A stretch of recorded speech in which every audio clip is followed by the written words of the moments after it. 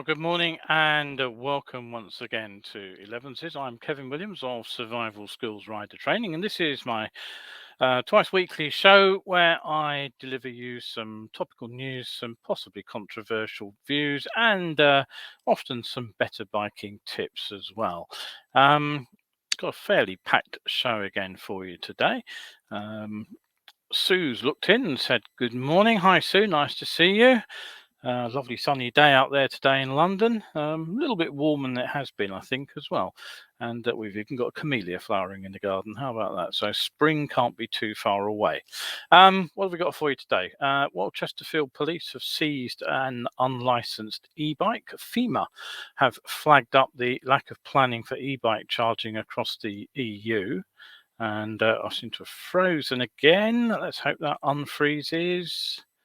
Come on, don't they're frozen. There we go. No, we're not working. How are we doing? How are we doing? How are we doing? We seem to be unfrozen. I'll keep an eye on that. So where was I? Yes, FEMA are flagging up the lack of planning for e-bike charging points across the EU, and I'll also take a look at what the UK is doing as well.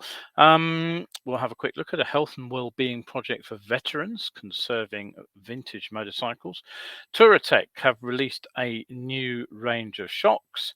ClickLight is yet another unique wearable bike light system.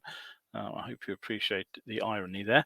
The only way is up for bike parking in Indonesia, and we'll have a quick look at the end of the show about something that Edmund King of the AA said recently when he suggested that, in fact, learners don't need to learn all about gears. So settle yourselves down for the next 30 odd minutes with the Elevenses live. Don't forget, if you can't make it live, you can catch up here on Facebook or over on my YouTube channel, youtube.com/survival skills UK. It'll be up there in just over an hour's time. And if you have any comments, any questions, I will do my best to answer them during the show. If I can't do it during the show, I'll try to get back to you at the end. Any feedback, comments, future suggestions for future shows, always happy to receive anything along those lines. And Andy has also looked in from Somerset. Morning, Andy. Good to see you. Right, okay, so before we go on with the news, just a quick reminder. Thanks for everybody who turned out for the filtering talk on Wednesday last week. A couple of people didn't make it due to hitches. I'm working on trying to sort out the particular problems those people experienced, but February's live event is going to be Science of Being Seen again, but it's going to be something a little bit different this time around. I'm going to be looking at a particular topic in depth. I'm going to look at how the eye actually detects objects and identifies them in the visual field. And what you'll see, I hope, by the end of the presentation is it really isn't as simple as if it can be seen, you'll see it. So the idea that drivers only have to look and see a motorcycle really isn't as straightforward as people think. So it'll give you an in-depth look at that particular problem and hopefully an enhanced understanding of why drivers don't see motorcycles. That goes out Wednesday, the 2nd of February at 8 o'clock in the evening. Tickets are £5 and you can book them through this link here. And then March's event will be a month later. I've put Wednesday the 5th of January, which obviously isn't March. It'll be, I think it's the 2nd, isn't it? Yes, it's the 2nd of March, and that'll be 8 o'clock. A topic to be confirmed. So, right, okay. E-bikes, e-bikes, e-motorcycles, e-push bikes. One of the problems with these is that the line is distinctly blurred as to which is which. And this particular motorcycle was apparently seized in Chesterfield town centre as the rider did not have a license or insurance. And if you look at the bike, you'll also notice that although there seems to be something hung under the rear seat, whether that is actually a number plate, I am not sure. But those bikes aren't road legal. Now, I can't say I'm particularly surprised that this particular machine was seized, because I've seen two of these in use in London in the last week, including one on Friday night, being ridden quite openly by somebody with no helmet. He just was wearing a woolly hat and no lights, and he was weaving through the traffic on the busy A41 at 7 p.m. at the sort of tail end of the Friday night rush hour. So, clearly the rider was fully aware that it's not a legal bike. I mean, you don't ride things like that with no helmet, generally speaking. The local police in Chesterfield also pointed out that they're seeing an increased use in the number of e-scooters around town. And they also pointed out, of course, that those are illegal for use on the roads. They're not part of any trial, so they're privately owned ones. And so the police said, we'll continue to take enforcement on these vehicles, which are unfortunately causing a nuisance on our roads and town centre streets. So, the trouble is, by the time the police get involved with something like this, it's rather too late. Now, this is the Suron Light B LBX, and it's specifically sold as an electric off-road motorcycle by the company. It says quite clearly on the website, this machine is not road legal for road or public places. It is for private land only. And despite the looks, it really is a sort of souped-up mountain bike. However, they aren't cheap. They are £4,495, although Suron's website shows they're all out of stock. And clearly, off-road use is not where they are ending up. They are not legal for use on cycleways or bridle paths either, where you could ride a mountain bike, because these things actually have far too much power. They produce around 6 kilowatts of peak power. That gives them a top speed of around 45 mph plus. So they're certainly not electric bicycles, and it also puts them well outside the moped category, and it makes them a motorcycle if they were road legal. But the point is, as I said, that there is a really blurred line between what is an electric bicycle and is legal, and what is an electric motorcycle and is legal, and the things that sit somewhere in the middle, like the Suron Light B, which, realistically, all you can do with it is ride it around your back garden. You certainly aren't allowed to use it, as I say, on the same sorts of roads that you could use an electric mountain bike. I'm not sure how we are supposed to deal with this. There's always been a place for competition and leisure bikes. But how do we ensure that bikes like this stay where they're supposed to be? I'd be quite interested to hear your suggestions actually on this one. Now, talking of electric bikes, whilst many of them will undoubtedly be charged at home, a piece of news that slipped out last month is that the European Commission's draft legislation, which deals with alternative fuel infrastructure, has actually left out any provision at all for motorcycles and scooters. Now, this story, which FEMA put out in the press release just at the end of last month, that's the Federation of European Motorcyclists Associations, by the way, they revealed that the future regulation, which is actually a binding legislative act within the EU, actually instructs members that they will have to provide for minimum coverage of publicly accessible hydrogen fueling and or electric charging points, and sets targets that the member governments must actually make. But the proposed infrastructure package has focused entirely on cars and bikes, M and N category vehicles, and offers no targets for dedicated charging infrastructure for motorcycles and scooters. And this is something that the rider organisations and the industry actually filed their views on in the public consultation stages of so basically the motorcyclists have been ignored.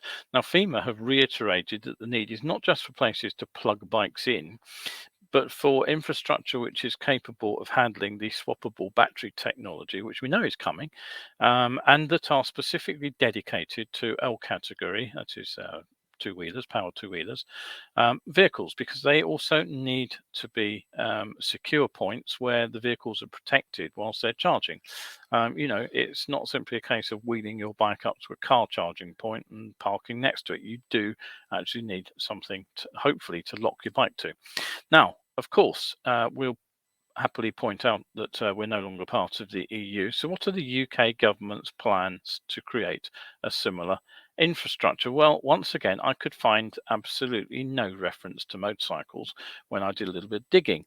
And it's arguable that we're actually lagging behind anyway in putting charging points in. Now, Highways England have had for several years a commitment to ensure that there were charge points every 20 miles on 95% of the strategic road network by 2020. So that's basically motorways and the main trunk A routes. Now, they almost achieved that goal, but they had a budget of just £15 million to deal with it. And basically, all they managed to install was 66 charging points. Now, more up to date, a government paper, briefing paper, which is dated the 20th of December last year, so within the last month, collated data from ZapMap and revealed at the beginning of the month there were 17,626 locations with public charging points across the UK.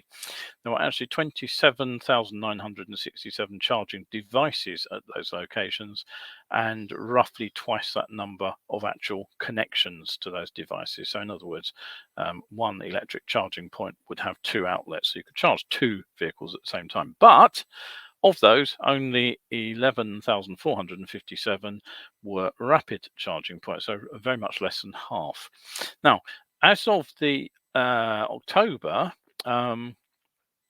you'll also see that there's no even distribution over the UK either. The place with the largest number of public charging stations per head of population is actually Westminster, right in the middle of the city. And if you think about how far people drive to get into the city, most people will be well within the range of their own home chargers.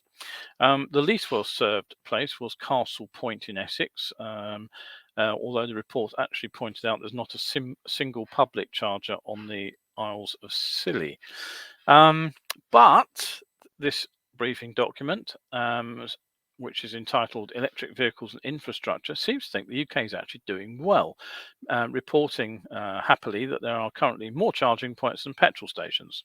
And so the report goes on to suggest that 29,000 charging points will be needed across the Great Britain by 2030, which seems woefully inadequate to me, given that there are currently 8,300 plus petrol stations. Now, do the sums. The problems are pretty obvious, really, when you count the number of locations and then multiply by the number of pumps available. A big filling station is typically 20 plus. And then you add in the short refueling time. Typically you'll be there at the pump for a couple of minutes filling the tank, and then a couple of more sort of paying for the fuel. And you then compare that with the very much fewer number of charging points at EV locations, and the long time that the vehicle is actually tied to the pump, as it were, even if it's a fast charger. An independent analysis actually suggested that no less than 1.7 million public charge points would be required by 2030, rising to 2.8 million by 2035 as more and more people switch to full electric vehicles as their petrol engine vehicles pass away. So who's going to build them? Well, currently there is no duty on local authorities to provide these charging points. And the reason for that is fairly clear. The government envisages that the majority of charging will take place at home. Why? Well, obviously the answer is that it's the consumer that foots the bill, and it doesn't become part of the national infrastructure. It doesn't cost government. As I mentioned in the last show, EV charging stations will be required in all new homes and in new or refurbished businesses with 10 or more parking slots from this month. The aim is to add up to 145,000 extra charging points each year. And the press release happily says this will mean people can buy new properties already ready for an electric vehicle future, whilst ensuring charging points are readily available at new shops and workplaces across the UK, making it as easy as refueling a petrol or diesel car today. Well, clearly, that's not the case. Even with the 250,000 charging points that the government seems to think will be sufficient by 2035. That's a drop in the ocean compared with that independent study of, you'll recall the figure was between 1 and 3 million. And of course, it also restricts the charging points to new builds for the very simple reason that the vast majority of the housing stock and places of work are already built. And the government very quietly dropped a requirement for charging points to be retrofitted to work car parks where for existing businesses, citing the cost to industry. So the government went as far as to identify home charging as a key attraction of owning an EV, which seems wishful thinking to me, living as I do in a street where I have no off-road parking to house a charging vehicle, despite London and the southeast having more charging points than the rest of England and Wales combined. And to get round eventually to motorcycles, this is the point I want to make. Defenders of the internal combustion engine, good day to you all, frequently remind me that although most car journeys are less than a dozen miles and can easily be within the range of an electric vehicle, and the same that probably applies to sort of small capacity commuter bikes as well, big bike owners often undertake long journeys. Now, I'm not unaware of this fact. I reported last autumn that I had a trip out to Pembroke in Wales. It was just on 250 miles each way, slightly circuitous route perhaps. And the attraction of the petrol engine, of course, is that I can refuel it in seconds at any petrol station anywhere mid-journey. Now, given the leisurely nature of our trip, I could probably have accomplished the run on something like a Zero, the SZR, which has a range of something around about 90 to 100 miles safely on a full charge. With a couple of stops, probably requiring a full recharge at our lunch stop, and it would have needed a top up where we stopped for a cuppa and cake mid-afternoon. But I would have needed a fast charger at both those points where I actually stopped. And predictably, the places I chose to stop, there were no chargers available. I did actually look just to double check.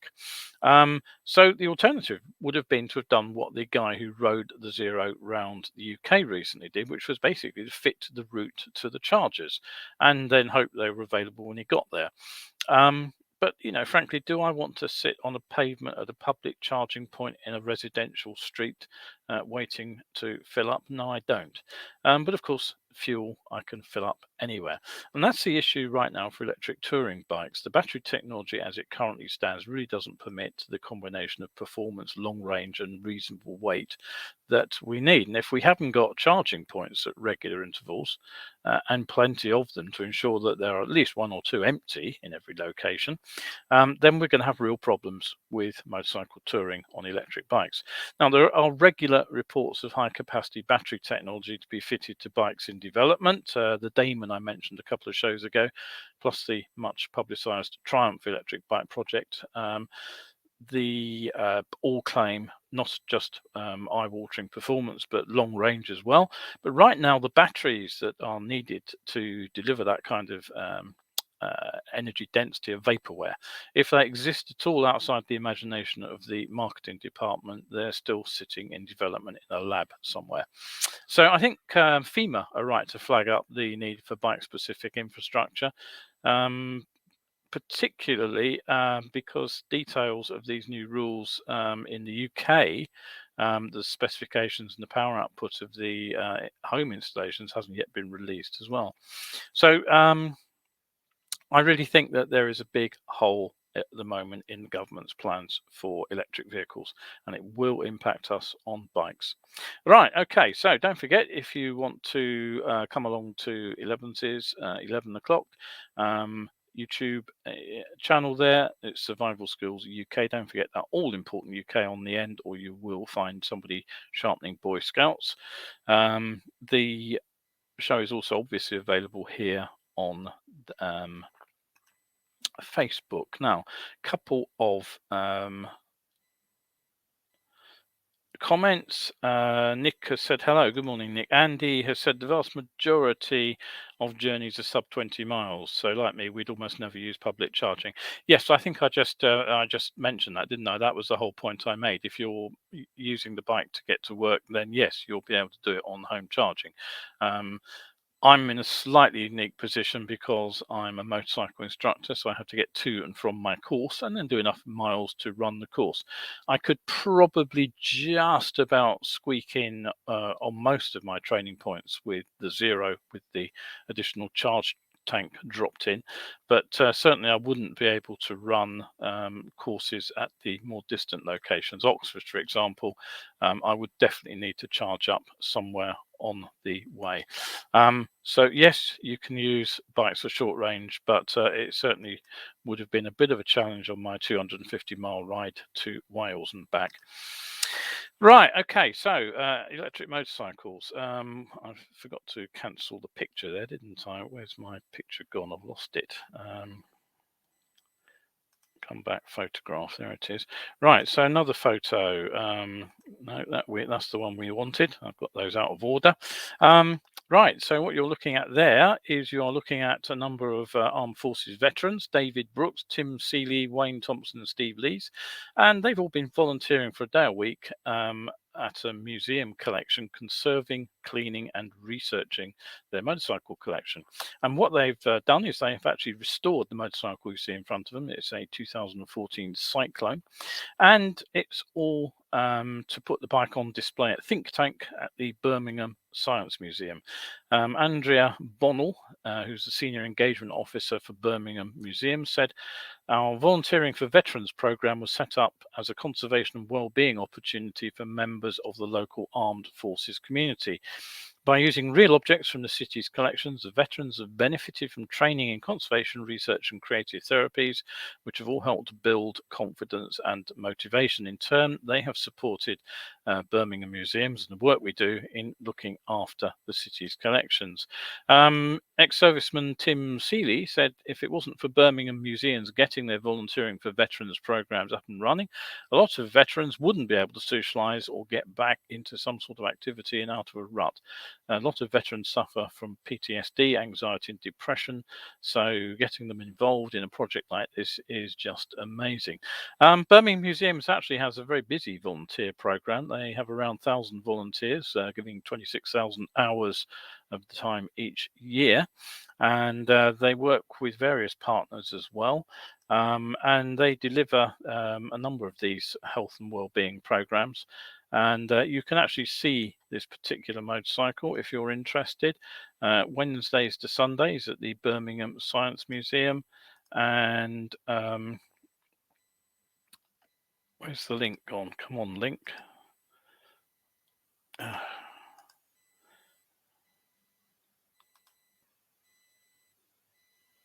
What the heck has happened here? I've suddenly got a bunch of code come up.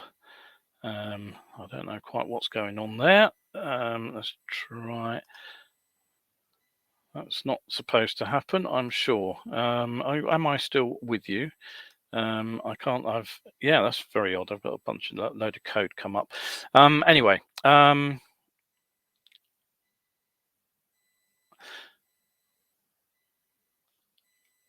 Right, yes. Andy's saying that go back to the story on the electric bikes for a moment while I try and work out why I've got the. Let's got rid of it. Okay. Yeah, in an EV with a range of 270 miles. Yes, well, as I said, that is airy fairy land for motorcycles at the moment. Reliably on a sort of bike with any kind of performance at all, you're looking at a maximum of about 100 miles. So the need to get a bike recharged is actually rather more important than a motorcycle, and that was the whole point of what I was saying there, Andy. Right, so okay, right. So where were we? Try and get a crack on with the show. I've confused myself a little bit here. Right, purveyors of expensive aluminium side cases to the adventure biking market. Touratech, I'm sure you've heard of them. They're branching out into the supply of shock absorbers and other suspension components, and not just for adventure bikes either. This is the new E1 shock absorber and a replacement spring, and you'll be able to buy these particular units for up to 400 motorcycles, spanning everything from dual sports to what they describe as road oriented. The range covers monoshocks, it covers twin shock bikes, and you can also get fork springs from them as well. So their publicity says whether you need a softer spring for extra sag or stiffer coils to keep the rig from bottoming in tough terrain, the E1 series offers various options for road oriented and dual purpose motorbikes. So basically, what do you get? Well, the monoshock that you can see there gets a 16mm chromoly damper rod, a robust damper tube with stepless, progressively wound springs. And the idea of those is to provide a comfortable ride at cruising speed with additional resistance to bottoming when you hit a bigger bump. You get 50 clicks of adjustable damping and manually adjustable preload. The range is actually manufactured in Europe, gets a 2-year warranty.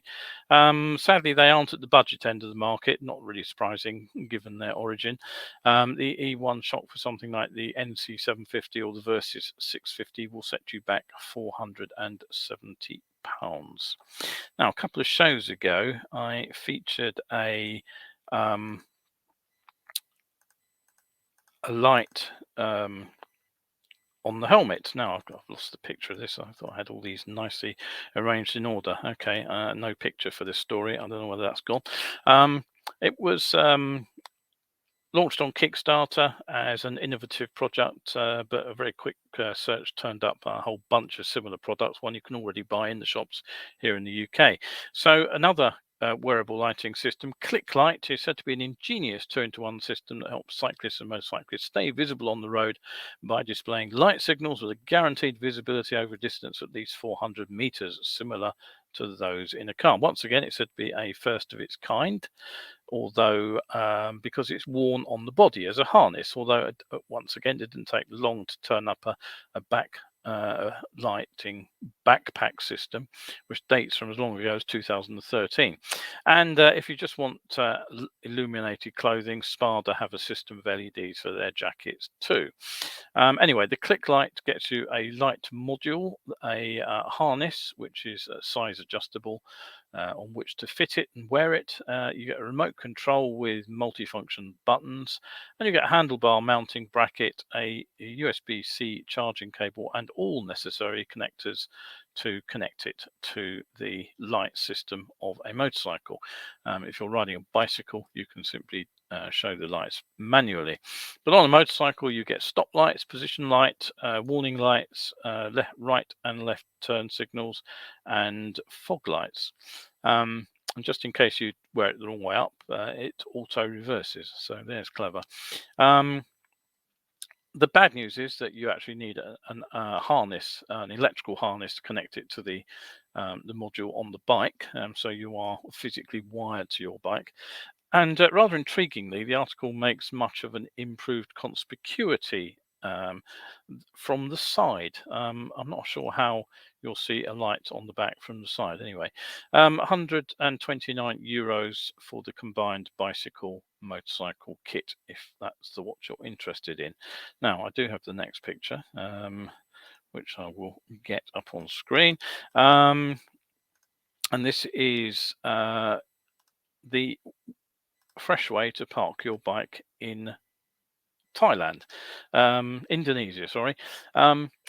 85% almost of all motor vehicles in Indonesia are motorcycles, and not entirely surprisingly, despite the fact that motorcycles are fairly small, there is a shortage of parking.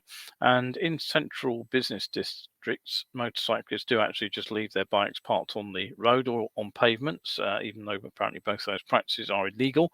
And badly parked bikes, of course, don't help traffic congestion. So a group of engineers and entrepreneurs from the snappily named Soul Parking have been working on the problem. So as you can see, it's a complex and compact system there, which simply stacks the bikes one on top of another. Um, lift systems like that aren't uncommon. You quite often see them for cars, but this is the first one I have seen for motorcycles. The 8-story structure that you can see there is actually based on just 50 square meters of land take, but it can actually accommodate 240 motorcycles. These parking structures are currently available at around 20 locations, and to use it, all you do is ride up to the front. You get off your bike, hand it over to an operator, they roll it onto a lift and then maneuver it into a parking space on one of the floors above.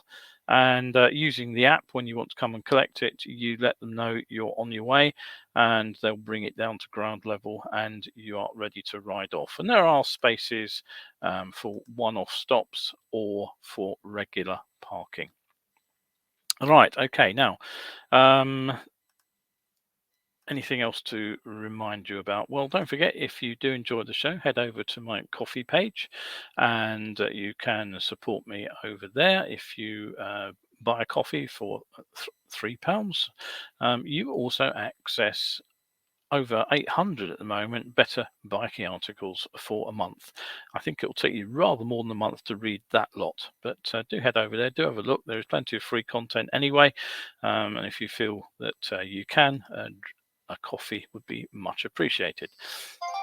So on to the final thing today that I wanted to talk about, and that was a statement by Edmund King, who's the president of the AA, that to the effect that changing gear won't be a necessary skill to teach future young drivers. And he said that already young learner drivers are choosing simpler automatic tests because petrol and diesel engine vehicles will be banned from 2030. Well, they won't be banned from the road, as the report actually said. They'll be banned from a sale. So there will still be plenty of them around, and so there'll be anybody's guess how long they will last, but at least 10 years, I would have thought. After 2030, you'll still see reasonably significant numbers of geared vehicles about. So he says the need to use a gear shift isn't going to be needed. Well, obviously, it's much harder to learn on a stick shift, he says, because the most difficult thing to gather is clutch control, and that takes up what he says is the first 5 lessons. Well, I'm not entirely convinced by that, but hey ho. And I'm certainly not sure that the advice about driving automatics actually prepares drivers for vehicles that may have automatic transmission but are neither gearless nor clutchless. For example, the RAC's web pages on learning to drive includes a page on how to drive an automatic, but the advice simply says most automatic gearboxes will let you select between P for park, R for reverse, N neutral, on D drive. Park should only be used when you're stopped and getting out of the car. This locks the transmission, preventing it from rolling away, but you'll still need to apply the handbrake, etc., etc. Reverse does as it says, acts as a reverse gear in a manual, and is selected when you want to drive backwards. Neutral is the same as knocking a manual gearbox out of gear. Drive will select gears automatically and allow the car to move forwards. Once moving, the gearbox will select the correct gear for the situation, do all the hard work for you. Well, as it happens, I drive a Skoda with a 7-speed automatic transmission with a dual clutch, as well as my camper, which is an old-fashioned park sort of neutral reverse drive type of gearbox. And if you have experience with Honda's DCT clutch system, then the Skoda is actually very similar to the Honda. But the RAC, all it says on this is these types of gearboxes are similar to a conventional automatic gearbox, but 2 clutches operated automatically replace the torque converter. They line up alternating gears, meaning the next ratio is prepared and allowing rapid gear changes. But there is real gear changing going on, so it does matter if you understand how the clutch and the gears work as opposed to how to shift gear with a clutch. There's a big difference. So what do you do at a red light, for example? Do you need to shift to neutral? Well, a bit of reading around on the topic, because actually I was interested in knowing the answer to this, is that it seems to be no, because the computer controlling the clutch or the dual clutch, will actually disconnect both of them as long as the car is stationary. So that stops those clutches from slipping. As long as you keep a foot on the brake. But as soon as you take your foot off the brake, it seems that the computer will assume that you are going to want to drive forward again. So they will actually partially engage the clutch, presumably to prevent the car rolling backwards on a slope when you switch from the brake to the accelerator pedal in that moment when the car is no longer controlled by the brake pedal. Now, I've noticed if I take my foot off the brake, the car seems to assume I want to pull forward and the car starts to creep forward. So there are 2 points here. If you stop and put your handbrake on to give your foot a rest, but don't shift to neutral, the clutch will be slipping. You'll be fighting the clutch with the back brake. And if you do shift to neutral, you should actually put a foot on the clutch before disengaging the handbrake to ensure that the clutch is actually disengaged before you switch back to the accelerator. And what about creeping in traffic? Well, I'm told that that does actually wear out the clutch quite quickly. Even though they are reasonably robust, it's something that you shouldn't be doing. And it's not obvious if you're used to a torque converter clutch, where there will be no wear because there is no mechanical clutch. The gearbox, of course, also comes with a pre-programmed sport mode. Now, nothing in the RAC's info actually talks about how to use a sport mode. So how do you use it? Well, it's not necessarily just for driving faster. It's actually about improving acceleration. So it's not a bad idea, for example, to get into sports mode before overtaking. It also offers more aggressive engine braking. I find it useful on twisty roads and going down hills. And the third issue, when accelerating, the gearbox will already have loaded the next gear up the box for a smooth shift as the car gathers speed. If you're decelerating, the opposite will happen. The next lower gear will be pre-selected. So what happens if you're accelerating and put your foot harder on the accelerator, as you might do to get past a car? Well, the answer is that the engine will start to rev harder. Obviously, more fuel goes through the system and the engine pulls harder, but it will also change down to give you more acceleration, but it can't do it instantly because the computer had assumed that you would be shifting to a higher gear rather than needing more acceleration. So it actually has to swap out of the higher gear to the necessary lower gear. That's my understanding of how it works. So I find it actually useful to have it in sport mode before I think about overtaking, just to get the engine into a lower gear so that it's not already shifting up the gearbox. So there are plenty of subtleties to using a DCT transmission. And what are the implications for bikers? Well, firstly, anybody who doesn't understand how a car works won't be driving it to best advantage. The other thing that strikes me is, of course, that for the time being at least, we are still blessed with petrol engined motorcycles with the gears, and they will be around for quite a long time to come. Motorcycles generally have a longer life than an equivalent car. And as most new riders come from a car driving background, at least they did when I was last a basic trainer, the lack of experience with a manual gearbox may impact learning to ride a geared bike. Now, whether electric motorcycles will continue to be single geared, or whether, like the prototype Kawasaki I showed you some months back, which has a small electric motor plus a 4-speed gearbox, I don't know. But I do think it's a little bit early for the AA to be writing off the gearbox just yet.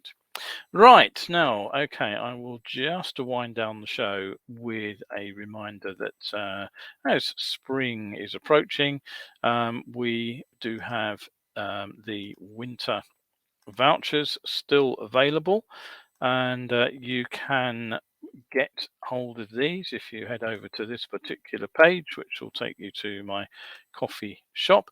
The gift vouchers can be redeemed against training courses, and that will save you money. That's the really good news for using them, and they're available till the end of February. Right, so that is pretty much it for today. Thank you very much for looking in, and we'll hopefully see you for the next show, which will be on Wednesday.